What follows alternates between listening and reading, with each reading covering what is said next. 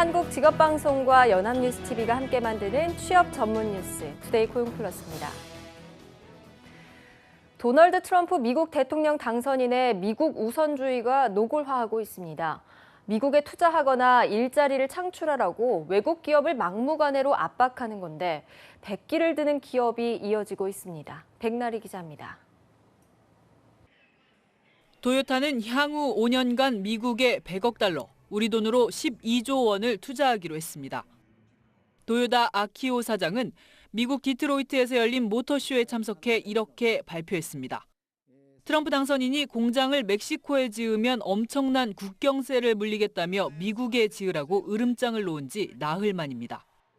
도요타는 이번 투자 결정이 국경세 압박과는 상관없는 일이라고 해명했지만 트럼프 당선인에게 굴복한 것이라는 해석이 나옵니다.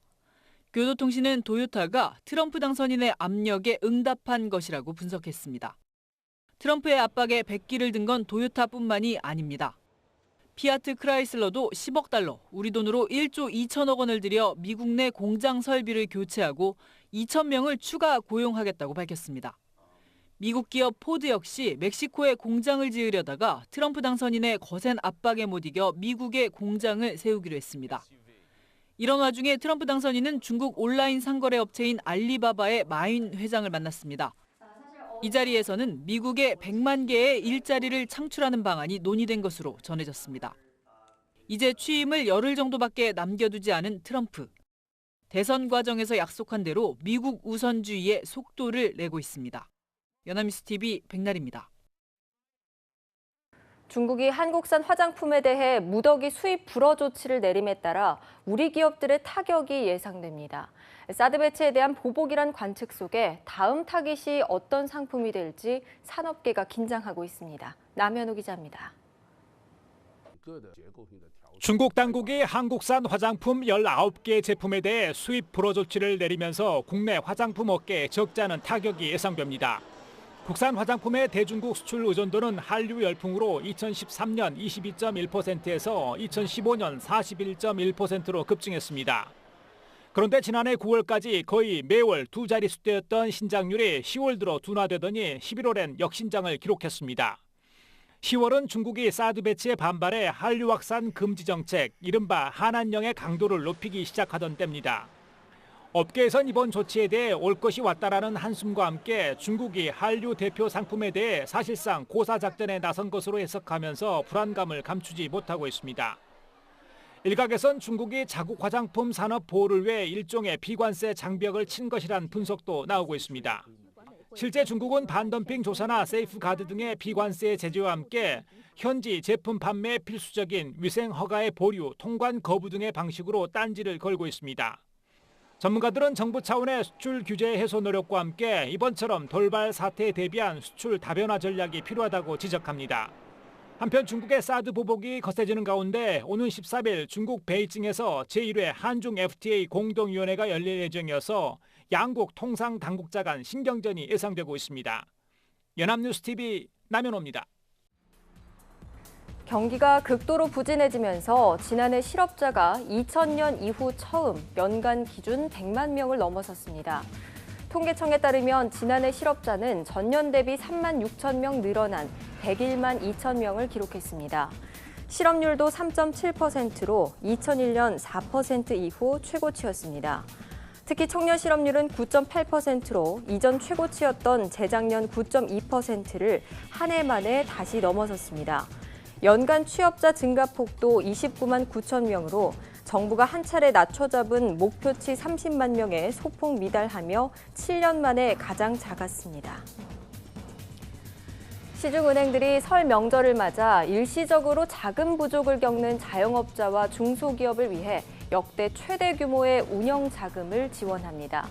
금융권에 따르면 국민과 신한, 우리와 하나 등 5대 시중은행은 내달 중순까지 42조 원 규모의 설 특별 자금을 편성해 자영업자와 중소기업 등을 지원합니다. 신규 대출이 15조 원, 만기 연장이 27조 원이며 이는 작년 설보다 7조 원, 추석보다는 3조 원 많은 것으로 역대 최대 규모입니다. 불황에도 설은 어김없이 다가오는데 채소와 과일, 계란 할 것 없이 먹거리 값이 폭등하자 정부가 이들 품목 공급을 평시에 최대 3배 가까이로 늘립니다. 또 5만 원 이하 선물도 늘려서 청탁금지법 영향도 줄인다는데 물가와 설 경기 모두 잡을 수 있을지 주목됩니다. 김종수 기자입니다.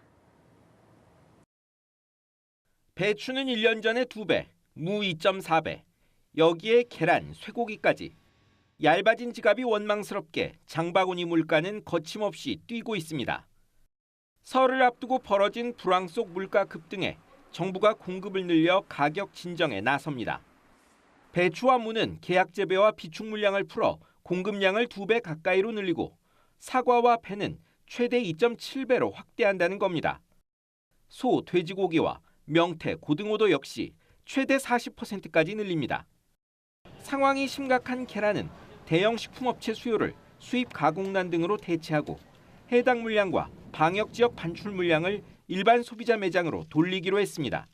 성수품과 서민 생필품 공급을 확대해서 명절 물가를 안정시키고 우리 전 부처에서 내일처럼 판촉 지원과 또 소비 촉진 캠페인 등 다각적인 노력을 농임협 등을 통해 성수품을 최대 30% 할인 판매하고 이들 성수품과 생필품, 삼겹살 등 외식까지 32개 품목 물가를 설 연휴까지 매일 점검할 계획입니다. 불황의 청탁금지법이 겹친 설 경기 띄우기도 나섭니다. 5만 원 이하 선물을 늘리고 전통시장용 온누리 상품권은 2월까지 구매 한도를 50만 원으로 늘립니다. 법은 지키되 선물은 늘리자는 겁니다. 별도로 화훼, 과수, 외식업 경쟁력 강화 대책도 준비됩니다. 또 설 연휴 프로농구 입장권과 고궁, 실내 워터파크, 전국의 호텔 등을 최대 50% 할인하고 공공기관의 연가 사용을 독려해 소비 촉진에도 나설 계획입니다. 연합뉴스TV 김종수입니다. 지난해 기초연금을 받은 노인은 전체 노인의 65%로 또다시 목표 수급률 70%에 못 미쳤습니다. 미달되는 여러 이유가 있지만 해마다 수급 기준 등이 바뀌는 데다 그런 정보를 몰라서 누락되기도 하는데요. 특히 올해는 제도에 상당한 변화가 예고돼 있어 주변 사람들의 관심이 필요합니다. 김지수 기자입니다. 65세 이상의 노인 중에서 상대적으로 형편이 어려운 70%가 매월 많게는 20만 4천 원까지 받을 수 있는 기초연금. 올해는 기초연금을 받을 수 있는 조건이 상향 조정돼 수급자가 늘어날 것으로 전망됩니다.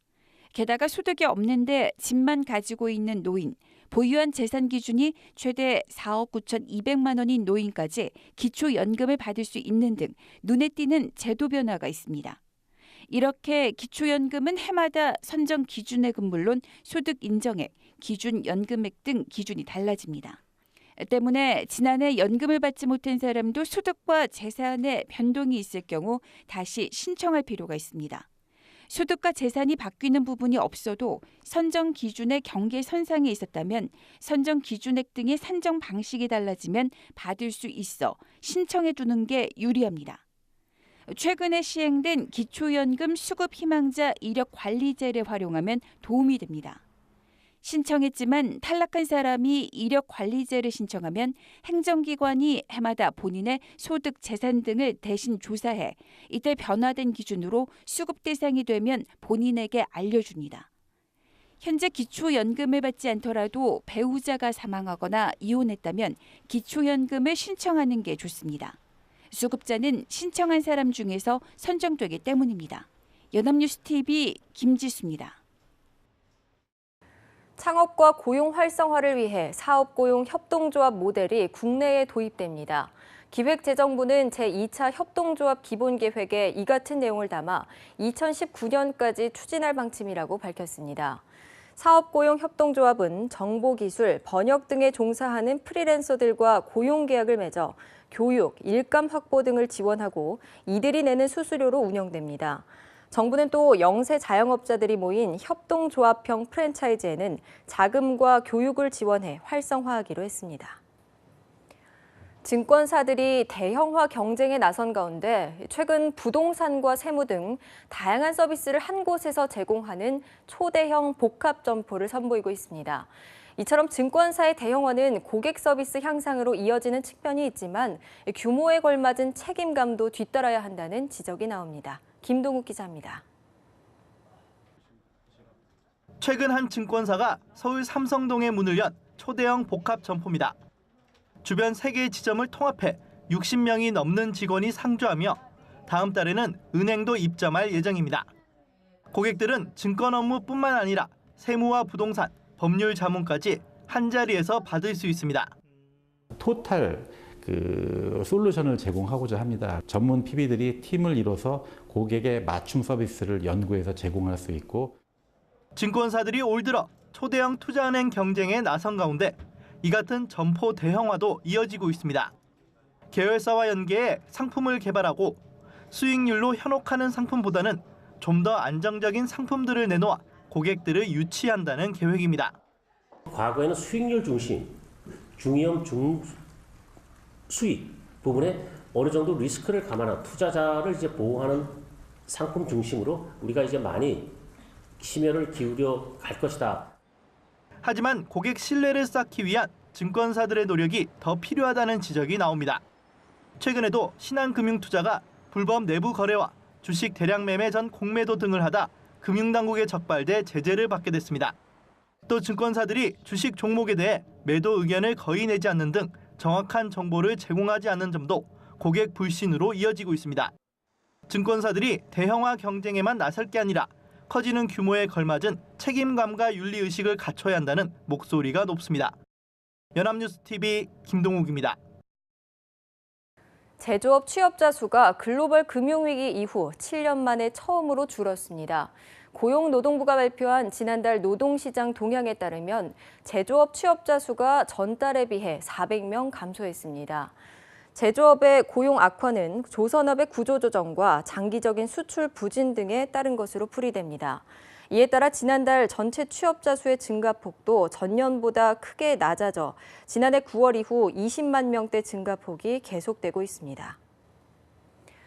서울 낙원동 붕괴 사고는 바닥을 지탱하는 쇠파이프의 부실 때문에 발생했다는 생존자들의 진술이 있었는데요. 당초 철거 계획서에도 한 차례 부적격 판정이 내려졌던 것으로 드러났습니다. 배산진 기자입니다. 근로자 2명이 숨진 채 발견된 철거 현장. 경찰과 국립과학수사연구원이 사고 발생 사흘 만에 현장 감식에 나섰습니다. 근로자들에 따르면 숨진 근로자들은 1층에 있던 포크레인 주변에서 먼지 제거를 위해 물을 뿌리다가 변을 당했습니다. 사실상 철거 작업에 투입된 20톤짜리 포크레인의 무게를 이기지 못하고 건물이 무너져 내린 겁니다. 경찰과 국가수는 붕괴 원인을 밝히는 데 수사력을 모으고 있습니다. 3D 장비를 이용해 바닥 두께를 확인한 경찰은 바닥을 지탱하던 쇠파이프 설계 계획 등을 살펴보고 있습니다. 경찰은 바닥 두께와 당시 받았던 하중, 쇠파이프 개수 등을 계산해 건물 붕괴를 시뮬레이션할 예정입니다. 경찰은 또 철거공사 준비 과정에서 대비가 소홀한 정황도 파악했습니다.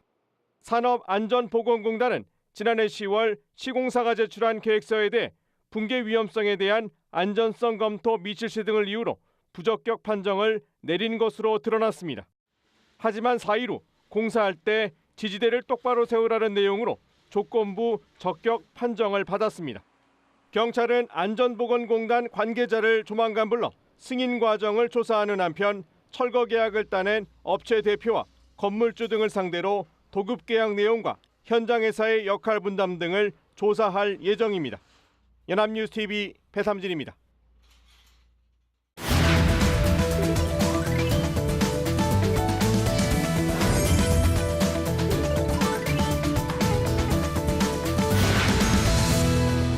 최근 사회적으로 핫한 이슈를 키워드로 알아보는 핫키워드 시간입니다. 강설희 아나운서 함께합니다. 안녕하세요. 네, 안녕하세요. 핫키워드 시간입니다. 지난해 각 언론사, 출판사, 서점에서 뽑은 올해의 책 중에서 눈에 띄는 책이 있어서 소개해드리려고 합니다. 제목은 우리는 왜 공부할수록 가난해지는가인데요. 저자는 1986년생의 천주혜 씨로 본인도 대학과 대학원을 졸업하면서 2,200만 원의 학자금 대출을 받았다고 합니다. 오늘은 이 책의 제목처럼 공부를 할수록 가난해지고 또 빚을 지게 된다는 부채 세대에 대해서 알아보겠습니다. 네, 제목이 역설적이네요. 원래는 치열한 자본주의 사회에서 살아남기 위해서 공부를 하는 건데요. 오히려 현실은 공부를 할수록 사회적 약자가 된다는 이야기인가요?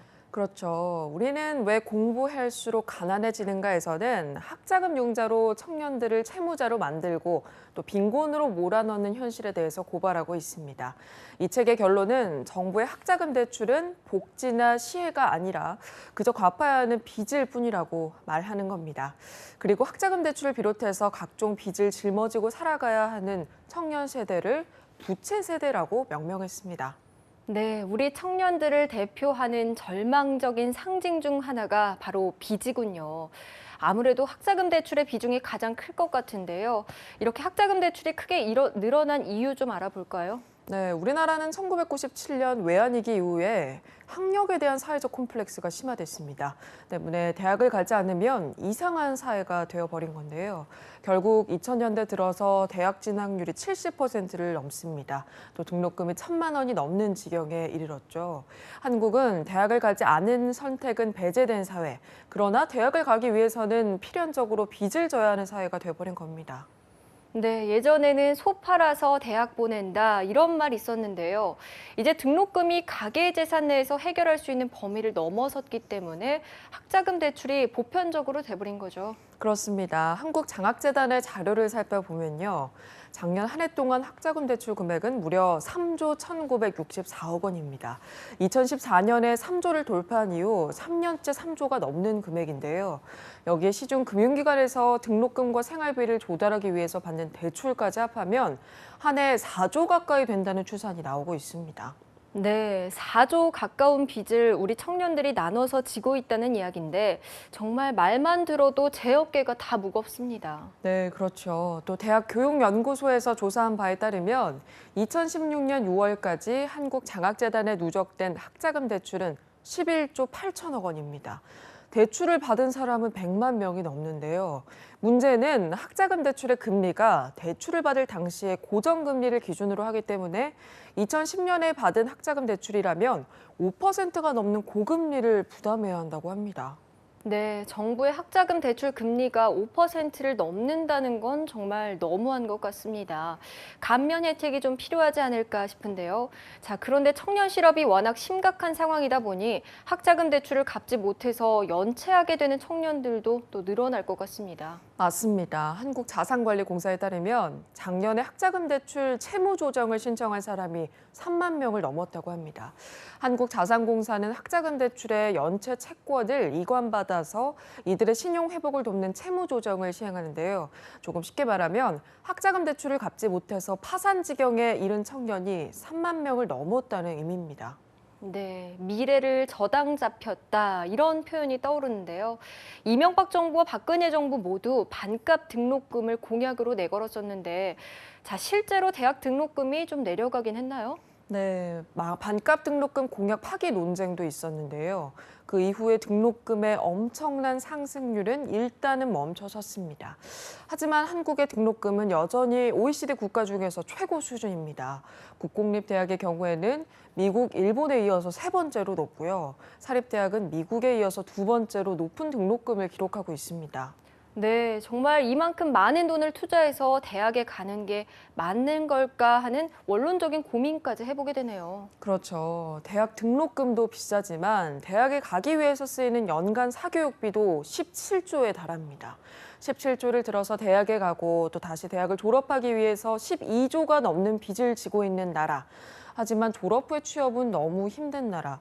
이게 바로 우리나라의 현실입니다.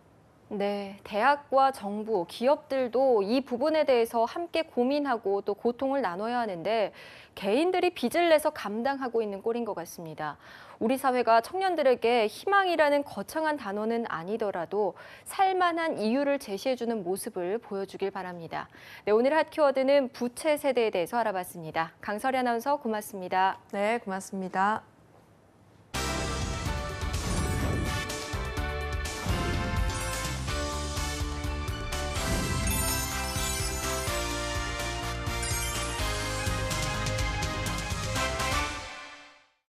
투데이 고용 플러스 오늘 준비한 소식은 여기까지입니다. 함께해 주신 여러분 고맙습니다.